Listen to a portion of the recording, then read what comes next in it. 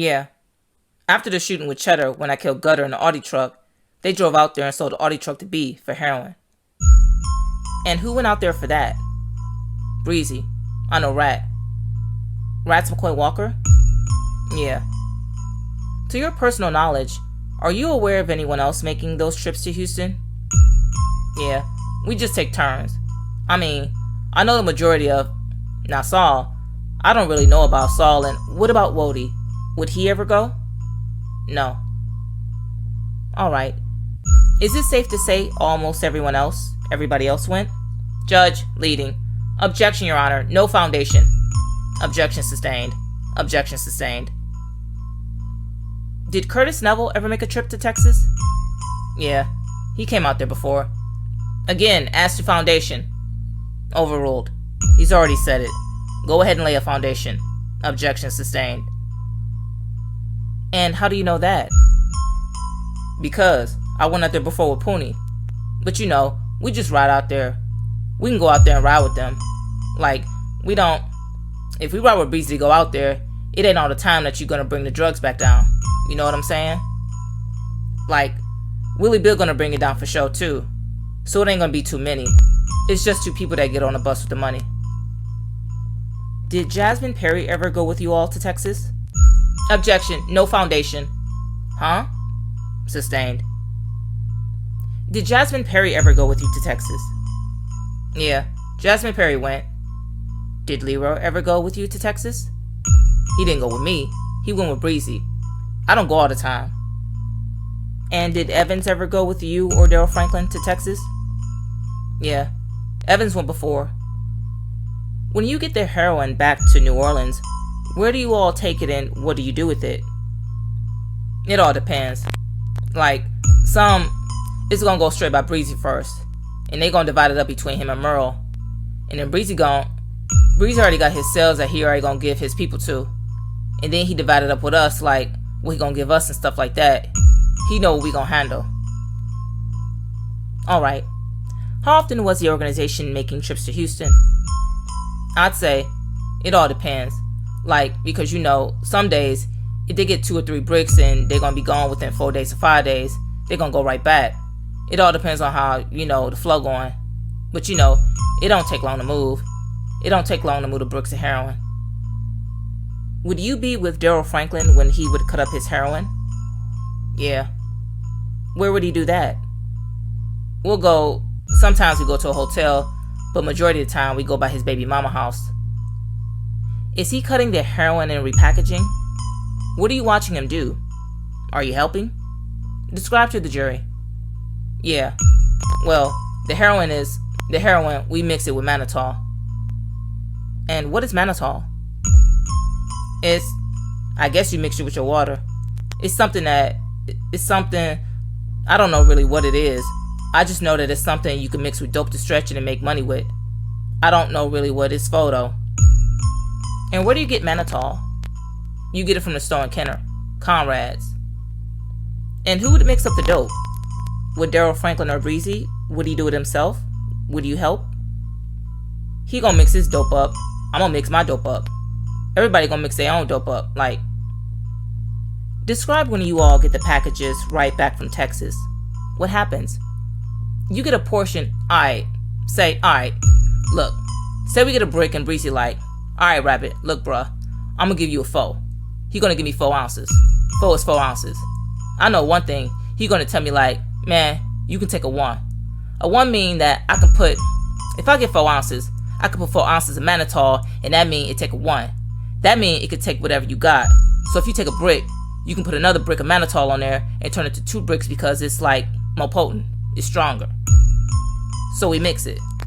If I got a 4, I turn my 4 to 8 ounces. And I jack it up. When I jack it up, I have a hardware look like it's straight off the boat because when you get dope, it look like a brick. And I sell it just like that. Like, when people ask me, you know, is it straight? I'm like, yeah, I ain't touch it.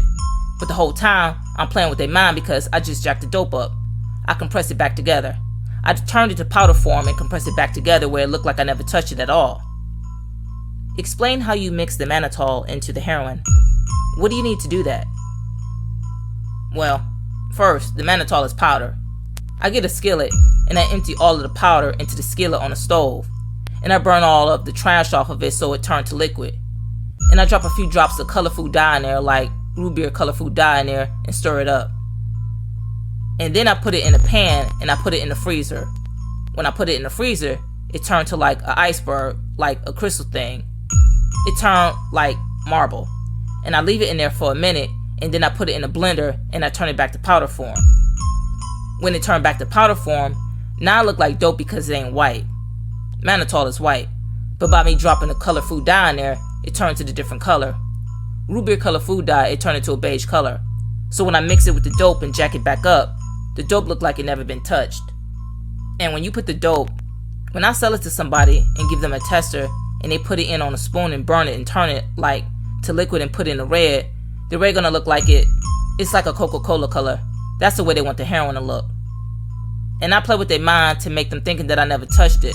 But the whole time, it's the color food dye in there to make them think that the dope was still fire. So Daryl would give you 4 ounces. Who else would get heroin at this point? The main people who get big packages was me, Eloy, Leroy, Red. Like, we were like the main ones who going to get the big package. Like, Poonie and them, they get little stuff. After you've cut up yours and repackaged it, who would you then give your heroin to? Do you just sell straight to users, or do you sell to other people that sell?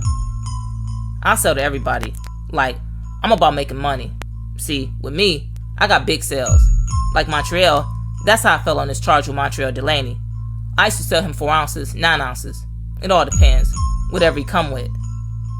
Like, with Odin, I sold Odin. Odin was on the charge of me too. He played out. He sold, like, I used to be selling him 4 ounces and stuff like that. Like, I had big sales. But if you come with something, I look out for you. Like, if you come with $500, like, I used to go uptown with half a quarters and quarters. Half a quarters is 3.5 and quarters is 700. That was 7 grams. And I sell the half a quarters for 150 and sell the quarters for 300. So that means, like, really, it's like I'm selling you something that you could put a 1 on, but I'm just looking out for you. But the whole time I cut the dope, I'm making a profit, but I'm letting you make a profit too. Because I sold it to you for 150, and you could sell it for 300 easy, because it's 3 grams. 1 gram go for 100, but on the street, you know, like streetwise. So he could profit just like that. Alright. And you mentioned Montreal Delaney. Explain to the jury, you know, what happened with Montreal Delaney. Well, Montreal Delaney, his phone was tapped. Like, his phone was tapped and I used to serve him. And he called my phone so much for drugs, well, the wiretap spent off from him to me because I was his supplier. And the people got on me, but I'm not knowing my phone tap. So, you know, I'm regular on the phone with me because I be switching phones up, but I'm still giving this dude the same number and his phone tap, so they still come back and get my number. And I talk reckless. Like, I don't think the feds on me like that, so I'm just talking reckless. Like, man, look, I got these 9 ounces right here I want to serve you. I want to give you this and serve you. I'm setting up on the nigga to kill him. I don't play. Like, if it come down to it, like, I really, like, got love for them dudes. Like, this, like, some messed up that I'm really doing, but this, like, life. Like, you know, I gotta live with this, like, this turned out.